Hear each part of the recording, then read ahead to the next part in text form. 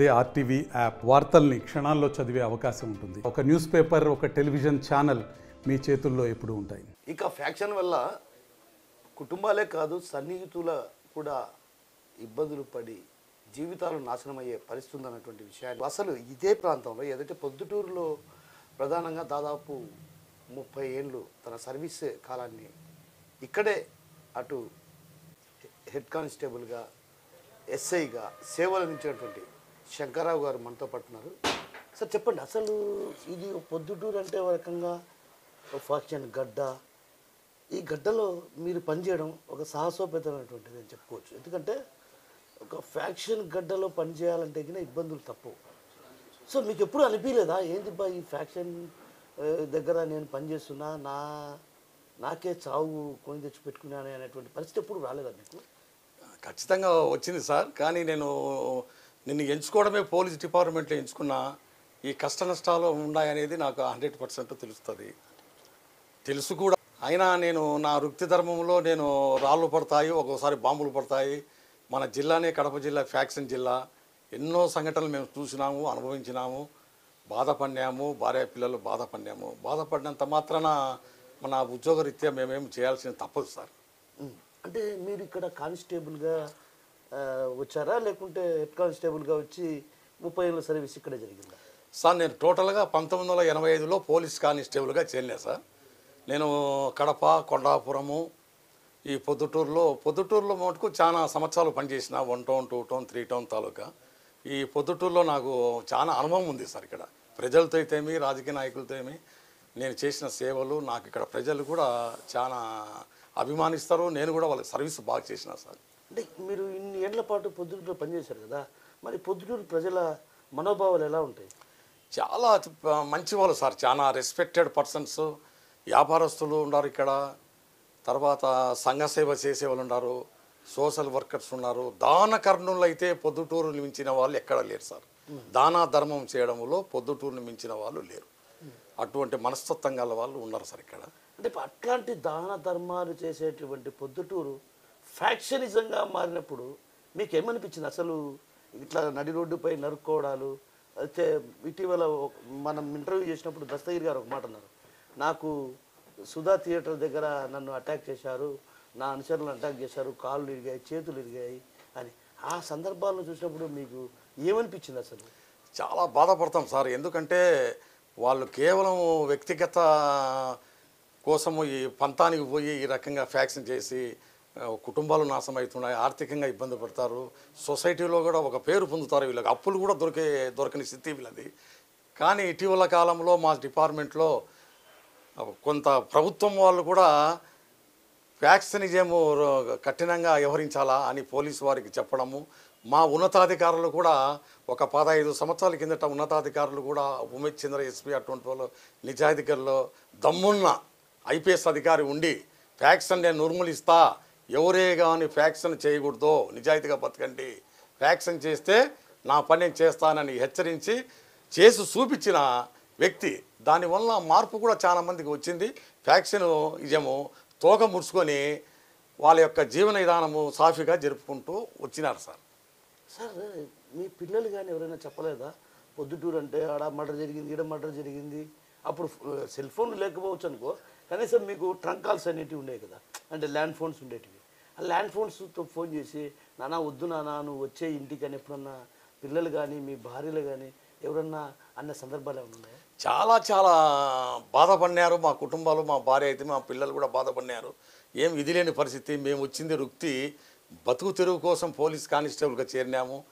ఇది పోగొట్టుకుంటే మళ్ళీ ఎట్లా జీవితం మేము ఏ పని చేయలేము, ఎక్కడ జీవించలేము. కష్టమో నష్టమో దీంట్లో చేరినాము. నిజాయితీగా బతకాలా, మంచి పేరు తెచ్చుకోవాలా.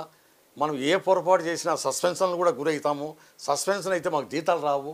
మా భార్య పిల్లలు కూడా చాలా ఇబ్బంది పడతారనే ఉద్దేశంతో ఒక క్రమశిక్షణగా ఒక నిజాయితీగా పని చేసినాం. కాబట్టే నేను ఈరోజు 39 సంవత్సరాలు పనిచేసి కానిస్టేబుల్గా చేరిన వ్యక్తిని ఎస్ఐగా రిటైర్డ్ అయినాను సార్. ఎలాంటి ఒక చిన్న రిమార్క్ లేకుండా ఎస్ఐగా రిటైర్డ్ అయిన చరిత్ర సార్ నాది. సార్ మీ పోలీస్ డిపార్ట్మెంట్లో రాజకీయ ఒత్తిడి ఉండవా?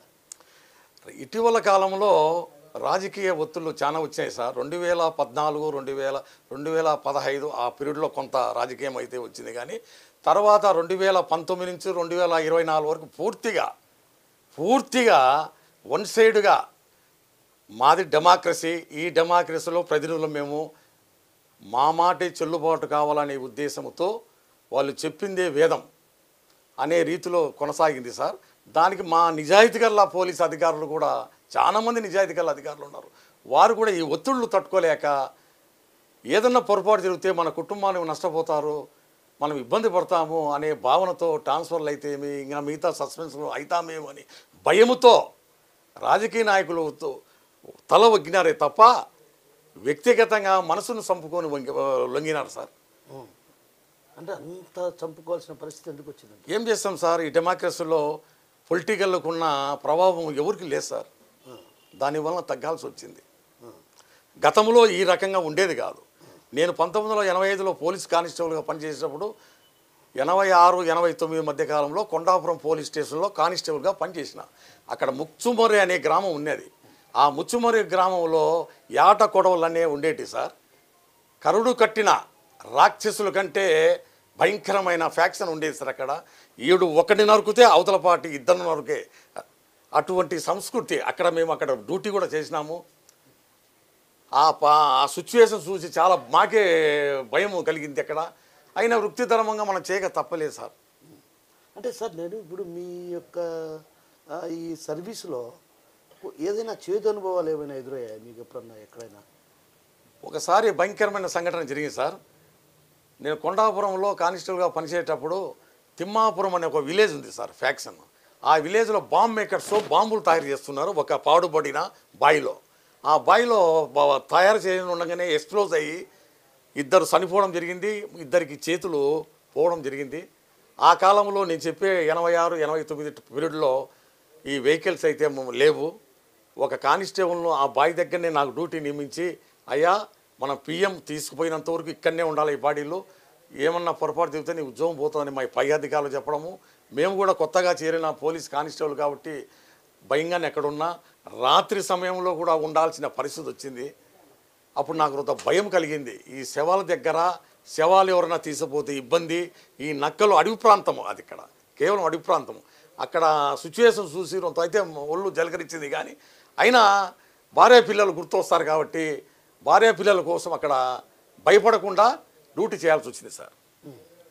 సార్, ఇప్పుడు మీ సర్వీస్లో ఖైదీలకు సంబంధించి కావచ్చు, అంటే జనరల్గా చెప్తున్నా, మీ అనుభవాలు ఎలా ఉండేవి ఖైదీలతో? కానీ అట్లే కొంతమంది ఖైదీలు ఒక కేసులో ముద్దాయిలుగా ఉంటారు, వాళ్ళ ఎస్కార్ట్ తీసుకుపోతాము.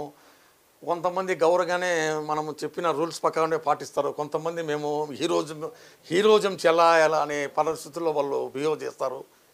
మా మీద కూడా కొంత కఠినంగా కూడా మాట్లాడతారు బూతులు కూడా.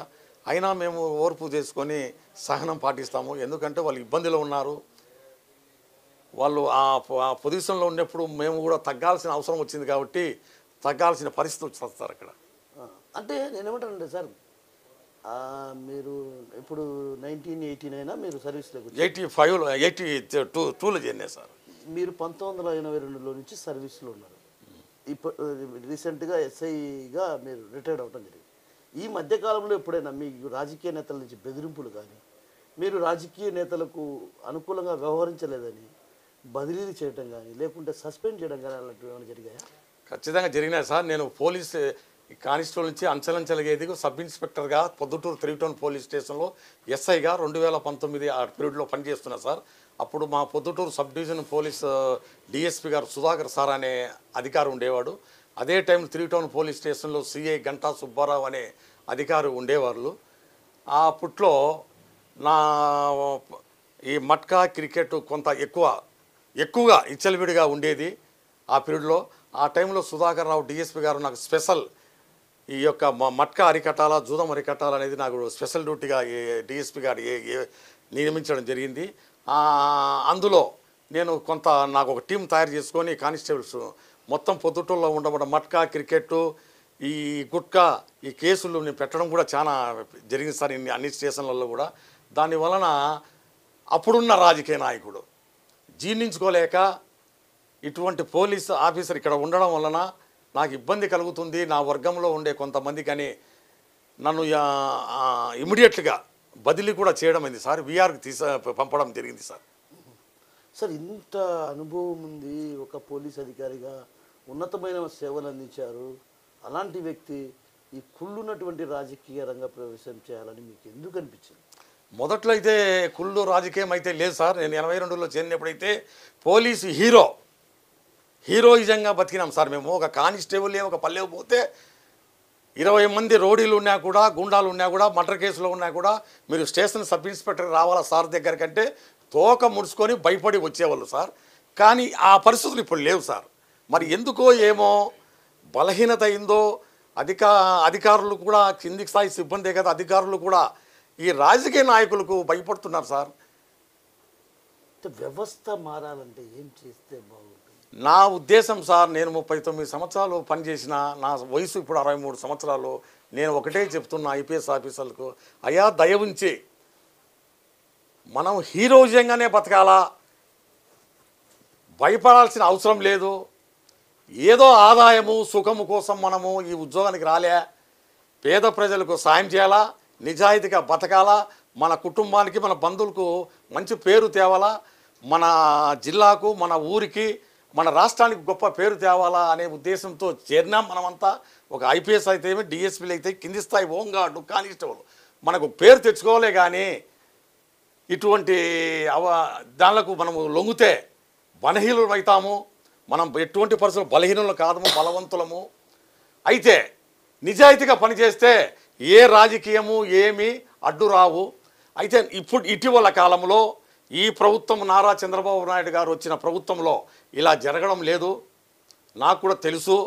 వీళ్ళు ఎంతో చంద్రబాబు నాయుడు గారు ముఖ్యమంత్రి వర్యులు నిజాయితీగా పనిచేయాలా, మా పార్టీ అయినా ఏ పార్టీ అయినా క్రమశిక్షణతో పనిచేయండి, లా అండ్ ఆర్డర్ మెయింటైన్ చేయాలా అనే భావనతో ఇప్పుడున్న ప్రభుత్వము ఈ రకంగా బిహేవ్ చేస్తుంది. కాబట్టి కొంతవరకు సడలింపు ఉంది. అధికారులు కూడా స్వేచ్ఛగా చేసేదానికి, ప్రజలకు న్యాయం చేసేదానికి వీలు ఉంటుందని చెప్తున్నా సార్. మీరు ఇప్పుడు చంద్రబాబు నాయుడు ఆయన దగ్గర ఒక చిన్న విషయం మిమ్మల్ని అడగాలనుకుంటున్నాను. 2019 నుంచి 24 వరకు జరిగిన పాలన ఎలా ఉండేది, ప్రస్తుతం జరుగుతున్న పాలన ఎలా ఉంది? మీ ఒక అధికారిగా అంచనా వేయండి చూద్దాం సార్. కాల వ్యవధి, కాల పరిజ్ఞానం జరిగిపోతుంట సార్. రోజు రోజుకు వ్యవస్థలు కానీ, ప్రపంచంలో మానవుడు కానీ ఎన్నో రకాలుగా వింతలు, ఈ రకరకాల జరుగుతుంటాయి ఇంతలు విశేషాలు. తద్వారా కొంత రాజకీయానికి, ప్రజలకు, రాజకీయ నాయకులు కూడా కొంత ప్రజలు కార్యకర్తలు తప్పు చేసినా కొన్ని మినహాయింపు ఉంటుందని నేను భావించుకుంటున్నాను సార్. అంటే నేనేమంటానంటే అధికారులకు అప్పుడు గౌరవం ఉండేదా, ఇప్పుడు గౌరవం ఉందా? ఇప్పుడు 100% గౌరవం ఉంటుంది సార్ అధికారులకు. ఏ వ్యవస్థలో కూడా, పోలీస్ అయితేమి అన్ని శాఖల వ్యవస్థల్లో కూడా తెలుగుదేశం ప్రభుత్వంలో ఎటువంటి బెదిరింపులు కానీ, బలవంతం చేయడం కానీ జరగవు సార్. సరే, నేను ఒకటి మిమ్మల్ని అడగాలనుకుంటున్నా. మీ సర్వీస్లో ఎప్పుడైనా ఎవరైనా ఖైదీలు కానీ పోయా అని అంటే ఒక ర్యాష్గా, రూడ్గా బిహేవ్ చేసిన సందర్భాలు ఉన్నాయా? చాలా చాలా సంఘటనలను ప్రత్యక్ష చూసినాము, పరోక్షంగా చెప్తా అంటే విన్నాము. చెప్పి మనం చేయాల్సింది ఏముంది సార్? కొంతమంది కరుడు కట్టిన వాళ్ళు ఉంటారు, మెంటల్ వరీగా ఉంటారు. వాళ్ళు అటువంటి నేచర్ గల వాళ్ళతో మనం కూడా కొంత వ్యవస్థలో గట్టితనం ఉంటుంది, బలం ఉంటుంది, అధికారం ఉంటుంది. కానీ కొన్ని సందర్భాల్లో మా వ్యవస్థ మేము కూడా తగ్గాల్సిన అవసరం వస్తుంది సార్. ఎందుకు తగ్గాల్సి? కొంత ఇంటి గురించి, సంసారం గురించి, అతని యొక్క ప్రవర్తన, ఇటువంటి పోలీస్ అంటే అతను ఒక క్రమశిక్షణతో ఉండాలా. అతను మా మీదికే రేజ్ అయినాడంటే ఏదో వాడు అప్సెట్ అయి ఉంటాడు. కాబట్టి మనం కూడా కనుక్కొని దాని లోతుగా పోకుండా సామరస్యంగా చేసుకుంటే బాగుంటుంది సార్.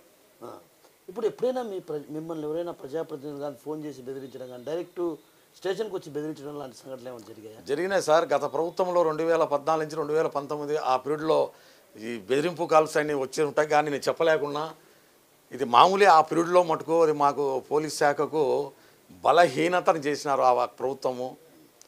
అది సహజంగానే అందరికీ తెలుసు. చెప్పుకునే దానికి బాగుండదని నేను చెప్పడం లేదు సార్. మీరు ఒక మాట అన్నారు, అసాంఘిక కార్యక్రమాలకు అడ్డ మట్కా, గ్యాంబ్లింగ్, ఆ తర్వాత ఇంకోటి క్రికెట్ బెట్టింగ్, ఇవన్నీ కూడా పొద్దుటూరు. అయితే అప్పటికి ఇప్పటికీ తేడా చూస్తే ఎలా అనిపిస్తుంది సార్? గతంలో మేము పనిచేసేటప్పుడు 2014 2019 వరకు పోలీస్ అధికారులు మట్కా కానీ క్రికెట్ కానీ ఏమన్నా అసాంఘిక కార్యక్రమాలు చేస్తే పోలీస్ అధికారులకు ఒత్తిళ్లు వచ్చేటి కాదు. రాజకీయ నాయకులు కూడా విని సహాయం చేయండి, విని కేసులు లేకుండా చేయండి అని అనేవాళ్ళే కాదు. అప్పుడు మా పోలీస్ అధికారులకు దమ్మున్న ఆఫీసర్స్ వానిపైన ఒకసారి 2 సార్లు మట్కా కేసులు పెడితే తర్వాత కూడా అతని పరివర్తన చెందకపోతే పీడీ యాక్ట్ పెట్టిన సందర్భాలు ఉన్నాయి, బంగా కేసులు పెట్టిన కేసులు ఉన్నాయి, జిల్లా బహిష్కరణ చేసిన పరిస్థితులు ఉన్నాయి. ఆ రోజుల్లో ఆ అధికారులు ఆ ప్రభుత్వం అట్లా ఉంది కాబట్టి అతను నిజాయితీగా పనిచేసినారు సార్. ఇప్పుడు అంటే 2019 నుంచి 24 వరకు అవి సడలింపు అయినాయి. వాళ్ళకి అవకాశం కోసం చేసుకున్న పనులు బాగా వాడుకున్నారు. పోలీసును అన్ని వ్యవస్థలను వాడుకొని బస్సు పట్టించారు సార్. సరే సార్, ఒక చిన్న విషయం మిమ్మల్ని అడగాలనుకుంటున్నా. ఇక్కడ ఒక ఉన్నతమైన అధికారిగా పనిచేశారు, ఎస్ఐగా రిటైర్డ్ అయ్యారు. ఆ తర్వాత మీరు రాజకీయ రంగ ప్రవేశం చేయడానికి ప్రధాన కారణాలు ఏంటి? అసలు వరదారెడ్డి వర్గంలో చేరడానికి నేను టోటల్గా నా భావనలు ఒక రకంగా ఉంటాయి సార్. నేను ప్రజలకు సేవ చేయాలా, నా ఉద్దేశం అంతా. నేను డిపార్ట్మెంట్లో ఉన్నప్పుడు 33 సార్లు రక్తదానం చేసిన, మెడికల్ క్యాంపులు కూడా పెట్టినాను సొంత ఖర్చులతో. పేద ప్రజలకు, బడుగు బలహీన వర్గాలు, బీసీలకు వాళ్ళకి ఎవరు కొన్ని వసతులు జరిగేటి కాదు. నేను డిపార్ట్మెంట్లో ఉండి వాళ్ళకు సేవలు చేస్తూ వాళ్ళకు అనుకూలంగా సేవా కార్యక్రమం చేసుకుంటే మంచి పేరు తెచ్చుకున్నా. తద్వారా నాకు డిపార్ట్మెంట్లో మంచి గుర్తింపే వచ్చింది. ఒక ఇలువగానే రిటైర్డ్ అయినా సార్. ప్రత్యక్షంగా మీరు చూసిన మర్డర్ ఏదైనా ఉందా పొద్దుటూరులో? ప్రత్యక్షంగా అయితే లేదు, కానీ ప్రత్యక్షం అంటే మేము డ్యూటీలో ఉంటాం సార్. జరిగిన ప్రత్యక్షం మేము చూడలేము. జరిగిన గంటకు అర్ధగంటకు సమాచారం రావడం, ఇమీడియట్లీగా సీన్లోకి పోవడము, ఆ కేసులో ఉండే ముద్దాయిలు గిద్దాలు సేకరించడము, ఉంటే కూడా పట్టుకోవడం జరుగుతుంది సార్. అంటే సరే, మీరు ఒక మాట అన్నారు, ఇప్పుడు ఇన్సిడెంట్ జరిగింది, జరిగిన వెంటనే ఒకరి ప్రాణం కాపాడాను అన్నటువంటి భావన ఎప్పుడైనా మీకు కలిగిందా? జరిగింది సార్. నేను కానిస్టేబుల్గా పనిచేసేటప్పుడు పొద్దుటూరులో పగిడాల దశగిరి అని ఫ్యాక్షనిస్ట్ ఉండేవాడు సార్. అతను ఈ సుధా థియేటర్ దగ్గర టంకాయల అంగడి ఉంది సార్. అక్కడ వాళ్ళు ఏదో వెహికల్స్లో పోతుంటే బాంబులు దాడి చేశారు అతనికి ఆపోజిట్ వాళ్ళు. అప్పుడు శబ్దం మాకు 3 టౌన్ పోలీస్ స్టేషన్ దగ్గర కాబట్టి ఆ బాంబులు ఇమ్మీడియట్గా ఒక 10 నిమిషాల్లో అక్కడ చేరుకోవడము, మేమంతా పోలీసు వాళ్ళు పోవడం, మా ఆఫీసర్లంతా. అప్పుడు బాంబులు వేసిన వాళ్ళు పారిపోవడము, దెబ్బలదైన దశగిరి కొంతమంది అనుచరులను మేము హాస్పిటల్లో చేర్పించడం జరిగింది సార్. మేము పోవడం వలన అతని ప్రాణానికి రక్షణ కలిగింది సార్. పరోక్షంగా సార్. అంటే అప్పటికి అక్కడ వాళ్ళు ప్రత్యర్థి వర్గం ఉండింది. అక్కడ ప్రత్యర్థి వర్గం పోలీసు వాళ్ళు వస్తారంటేనే భయపడి పారిపోయినారు సార్. సో అప్పుడు అంటే మీరు కానిస్టేబుల్గా ఉన్నారు? అప్పుడు నేను కానిస్టేబుల్గా ఉన్నా సార్. అంటే అప్పటి నుంచి మీరు ఫ్యాక్షనిజం అంటే ఇట్లుంటుందని తెలిసిపోయింది బాగా? అవును సార్, తెలుసు సార్, బాగా చూసినాం సార్. సో ఇప్పుడు ఫ్యాక్షన్ను బాగా ప్రోత్సహించిన, మీరు ఇక్కడే ఉన్నారంటున్నారు కదా, ఎక్కువగా ఫ్యాక్షన్ను ప్రోత్సహించింది వరదరాజ రెడ్డా, రమణారెడ్డా, రాచమల్లు ప్రసాద్ రెడ్డా? ఎవరు ఎక్కువగా ఇక్కడ ఫ్యాక్షనిజం ప్రోత్సహించినట్టు సార్? నాకు తెలిసినట్లు గతంలో డాక్టర్ ఎంఈ రమణారెడ్డి గారు ఎమ్మెల్యేగా ఉన్నాడు, ఎక్స్ఎమ్మెల్యేగా ఉన్నాడు. ఇప్పుడు ఆయన మరణించినాడు సార్. అయితే ఆ కాలంలో రమణారెడ్డి అంటే చాలామంది భయపడేవాళ్ళు. ఆయన కార్మిక నాయకుడిగా ఉన్నాడు. కార్మిక నాయకుడు కాబట్టి ఆయనకు ఒక ప్రత్యేకమైన గుంపు ఉండేది. డాక్టర్ కూడా ఆయన. తద్వారా ప్రజల వద్ద భయభ్రాంతులు గురి చేసేవాడు. అప్పట్లో నంద్యాల వరదరాజరెడ్డి పక్కన విలేజ్ కామునర్ అనే విలేజ్, ఆ నుంచి ఆయన పోటీ చేయడము, ఒకసారి ఓడిపోవడము, మళ్ళా గెలిచినాడు. 85లో గెలిచినాడు సార్. ఆయన రమణారెడ్డి పైన గెలిచడం జరిగింది సార్. 85 నుంచి 5 సార్లు కంటిన్యూగా ఎమ్మెల్యేగానే గెలిచినాడు సార్ నంద్యాల వరదరారెడ్డి. అది ప్రజలు ఏం తీర్పు ఇచ్చారంటే, పొద్దుటూరులో రమణారెడ్డి కంటే వరదరారెడ్డి మంచివాడు, ఎలాంటి అసాంఘిక కార్యక్రమాలు చేయడు, మడ్డళ్ళు చేయడు, ఈయన ఉంటే మన పొద్దుటూరు బాగుపడుతుంది అనే ఉద్దేశంతో ప్రజలను ఆయనకే కొంతమంది సందాలిచ్చి గెలిపించిన సంఘటన సార్ అది. సో మీరు పొద్దుటూరులో మీ మొత్తం ఎంటైర్ జీవితాన్ని గడిపారు, ఓకే, బాగుంది. బట్ ఎప్పుడైనా పోలీస్ శాఖలో మీ వాళ్ళు చాలామంది ఇబ్బందులు పడుతుంటారు కదా, కొంతమంది అంటే వెల్ఫేర్ గురించి ఆలోచించిన అధికారి మీ దృష్టిలో ఎప్పుడైనా పడ్డారా? చాలామంది ఉన్నారు సార్. ఇప్పుడు చెప్పాలంటే పిహెచ్డి రామకృష్ణ అని ఎస్పీ గారు ఉన్నారు సార్. చిన్నమ్మ పోలీసు వాళ్ళ కానిస్టేబుల్, హోంగార్డులు, ఎస్ఐ, ఏఎస్ఐ వాళ్ళందరిపైన నిఘా పెట్టేవాడు.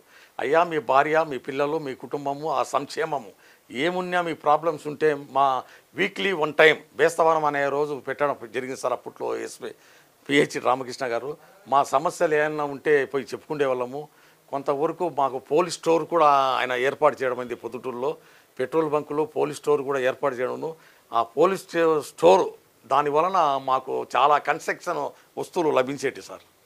సార్ చివరిగా నేను ఒకటి అడుగుతున్నాను, మీరు ఏదైనా ఫ్యాక్షనిస్టులకు కావచ్చు, అదేవిధంగా మీ పోలీసు అధికారులకు కానీ ఖైదీలకు కానీ ఎవరైనా, అంటే నేనేమంటానంటే ఖైదీగా మారాలంటే క్షణికావేశంలో చేసేటువంటి తప్పు, ఆ తప్పును సరిదిద్దుకునే ప్రయత్నం చేస్తే మనం దొంగలం కాదు, మనం ఖైదీలం కాదు అనేది బాగుంటుంది.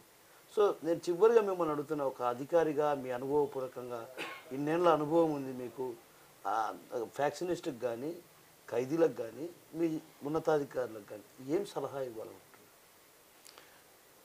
ఒకటే సలహా, ప్రతి ఒక్కరూ ఒక్కొక్క వృత్తి ఎంచుకుంటారు. మేము కూడా పోలీస్ శాఖలో ఒక వృత్తి ఎంచుకున్నాము జీవనం కొరకు.